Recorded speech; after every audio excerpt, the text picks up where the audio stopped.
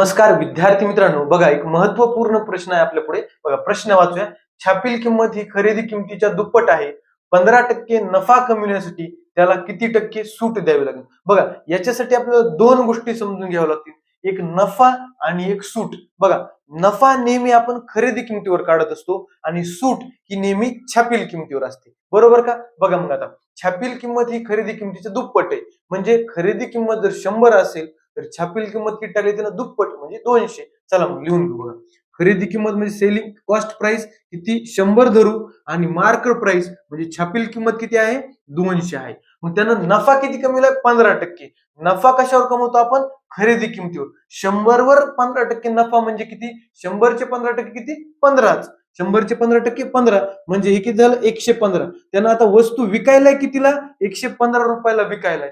वस्तू कितीची आहे? 200 ची आहे. मग त्याला किती टक्के सूट द्यायची? बघा बघा 200 ची वस्तू ती 115 ला विकायला आहे म्हणजे 85 रुपये ते सूट द्यायला. किती? 85 रुपये सूट द्यायला. विद्यार्थी मित्रांनो आपल्याला टक्क्यामध्ये काढायची.